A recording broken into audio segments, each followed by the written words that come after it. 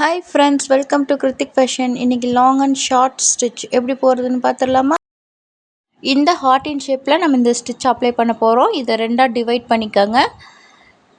இப்போ சென்டர்லேருந்து ஸ்டார்ட் பண்ணலாம். ஓகேங்களா? இனிமேல் நீங்கள் எந்த ஸ்டிச்சஸ் போட்டாலும் இந்த மாதிரி ஆப்போசிட்டில் ஒரு லாக் ஸ்டிச் கொடுத்து தான் ஸ்டார்ட் பண்ணணும்.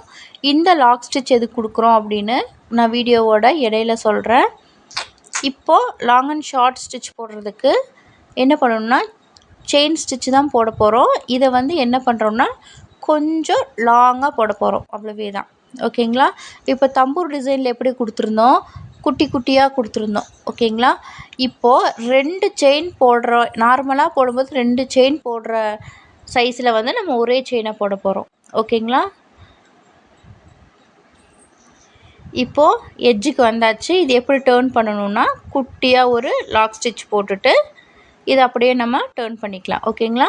நெக்ஸ்ட்டு ஒரு செயினோடைய சென்டரில், ஓகேங்களா, நெக்ஸ்ட்டு செயினோடைய சென்டர், அடுத்த செயினோடைய சென்டர், நெக்ஸ்ட்டு சென்டர், இந்த மாதிரி ஒரு செயினுடைய சென்டரில் கொடுத்துட்டு வரணும். ப்ரீவியஸாக போட்டிருந்த செயினுடைய சென்டரில் கொடுக்கணும். ஓகேங்களா? இப்போ எட்ஜ் வந்துருச்சு. குட்டி லாக் கொடுத்து டேர்ன் பண்ணுறோம்.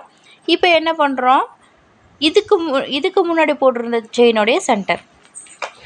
ஸோ சேம் இதே பேட்டர்ன் தான். நம்ம இதுக்கு முன்னாடி என்ன செயின் போட்டிருந்தோமோ அந்த செயினுடைய சென்டரில் நம்ம போடணும். ஓகேங்களா?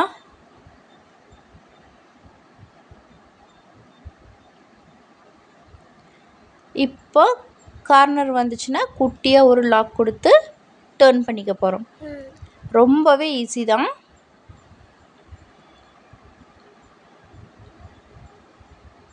இவ்வளவே தாங்க. ஒரு செயினுடைய சென்டரில் கொடுத்துட்டு இந்த பேட்டர்னை ஈஸியாக கம்ப்ளீட் பண்ணிடலாம்.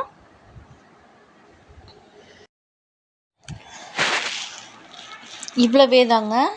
ஒரு செயினை லென்த்தாக போட்டுட்டு அடுத்த லைன் கொடுக்கும்போது அந்த செயினுடைய சென்டரில் பஞ்ச் பண்ணி இந்த பேட்டர்னை நம்ம கம்ப்ளீட் பண்ணலாம். நெக்ஸ்ட்டு தேர்ட் லைன் கொடுக்கும்போது என்ன பண்ணணும், செகண்ட் லைனை ஃபாலோ பண்ணணும். ஓகேங்களா? ஃபஸ்ட்டு லைன்லாம் ஃபாலோ பண்ணக்கூடாது. நீங்கள் போகிற செயினுடைய ப்ரீவியஸ் லைன் என்ன பேட்டர்னில் கொடுத்துருக்கீங்களோ அதுக்கு சென்டரில் தான் பஞ்ச் பண்ணணும். ஓகேங்களா? கார்னர் வந்துச்சுன்னா குட்டி லாக் பண்ணி திருப்பணும். இவ்வளவே தாங்க. ஓகே, நான் இப்போ போடுறேன். நீங்கள் வாட்ச் பண்ணி பாருங்கள், உங்களுக்கு நல்லாவே புரியும். புரியலன்னா கீழே கமெண்ட் பண்ணுங்கள். உங்களுக்கு கண்டிப்பாக எல்லா டவுட்ஸுமே கிளியர் ஆகும்.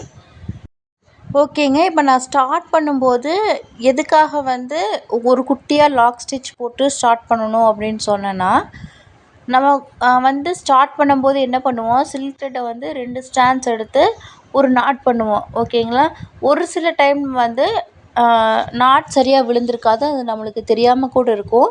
நம்ம ப்ளவுஸ் ஒர்க்கெல்லாம் பண்ணும்போது இந்த இஷ்யூ வந்துச்சுன்னா கொஞ்சம் ப்ராப்ளம் ஆகும். ஆரி ஒர்க்கு பொறுத்த வரைக்கும் என்னென்னா, ஒரு த்ரெட்டு வந்துச்சுன்னா எல்லாமே கண்டினியூவஸாக கொடுக்கறதுனால அது அப்படியே பிரிஞ்சிட்டு வந்துடும். ஸோ நம்ம என்ன பண்ணணும்னா அதுக்கு ஆப்போசிட்டில் ஒரு லாக் பண்ணுறதுனால அந்த த்ரெட்டு மேலே வராது. நம்ம ஒரு சில நேரத்தில் அந்த முடிச்சு சின்னதாக போட்டிருப்போம், இல்லைனா அந்த ஹோல் பெருசாகி அந்த த்ரெட்டு அந்த நாட்டே அது வழியாக வெளியே வர அளவுக்கு கூட இருக்கலாம்.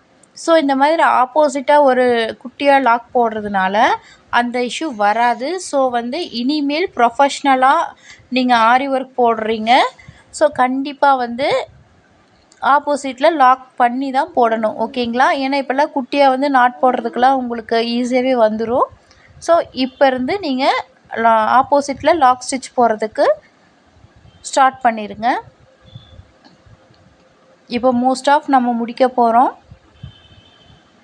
நம்மளுடைய சேனலில் ஃப்ரீ கிளாஸஸ் முடிஞ்சிருச்சு, அந்த ஆஃபர் முடிஞ்சிருச்சு. நெக்ஸ்ட்டு பேட்ச் எப்போ ஸ்டார்ட் பண்ணுறோன்னா ஏப்ரல் 10லேருந்து நம்ம ஸ்டார்ட் பண்ணுறோம். ஸோ இன்ட்ரெஸ்ட் இருக்கிறவங்க ஸ்க்ரீனில் தெரிகிற வாட்ஸ்அப் நம்பருக்கு வாட்ஸ்அப் பண்ணி கிளாஸில் ஜாயின் பண்ணிக்கோங்க. இந்த கிளாஸில் யாரெல்லாம் ஜாயின் பண்ணலான்னா home makers, college students, school students எல்லாருமே ஜாயின் பண்ணலாம். ஓகேங்க, இப்போ ஒரு ஹாஃப் முடிச்சிட்டோம். இப்போ வந்து செகண்ட் ஹாஃப் ஃபில் பண்ணிகிட்ருக்கோம்.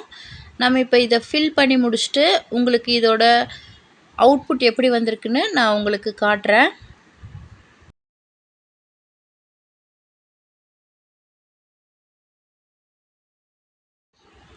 லாங் அண்ட் ஷார்ட் ஸ்டிச்சை எங்கெங்கெல்லாம் யூஸ் பண்ணலான்னா, நம்ம தம்பூர் டிசைன் பேட்டர்னை எங்கெங்கெல்லாம் யூஸ் பண்ணுவோமோ சேம் அதே பிளேஸில் வந்து நம்ம லாங் அண்ட் ஷார்ட் யூஸ் பண்ணலாம்.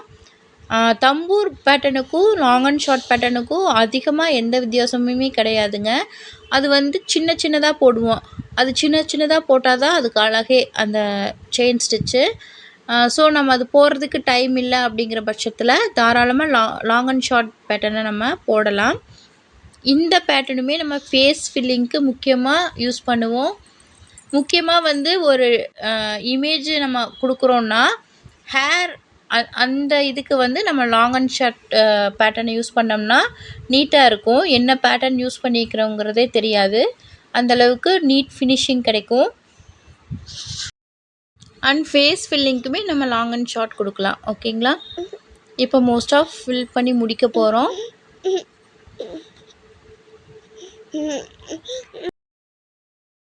தாம்பூர் ஸ்டிச் வீடியோவோட லிங்க்கு டிஸ்கிரிப்ஷனில் இருக்குது. மறக்காமல் அதையுமே செக் பண்ணி பார்த்துருங்க. இப்போ நான் வந்து அந்த சைடு வந்து எண்ணாட் போட்டு முடிச்சுக்கிட்டேன். நான் வந்து இதை அவுட்லைனாக சில்க் த்ரெட்லேயே கொடுக்கணுன்னு பிளான் பண்ணியிருக்கேன். ஸோ இதை வந்து அப்படியே கண்டினியூ பண்ணி அவுட்லைன் கொடுத்துக்கிறேன். நீங்கள் வந்து ஜரி த்ரெட்டில் கொடுக்குறதா இருந்தால் எண்ணாட் போட்டுக்கோங்க. அவுட்லைன் வந்து உங்களுடைய விஷ் தான். பீட் ஒர்க் பண்ணாலும் ஓகே தான், சுகர் பீட்லேயே கொடுத்தாலும் ஓகே தான், ஜரி த்ரெட்டில் கொடுத்தாலும் ஓகே தான். ஓகேங்க, நம்ம இந்த பேட்டர்னை கம்ப்ளீட் பண்ணி முடிச்சிட்டோம். இப்போ நம்ம எண்ணாட் போட்டு கம்ப்ளீட் பண்ணிக்கலாம்.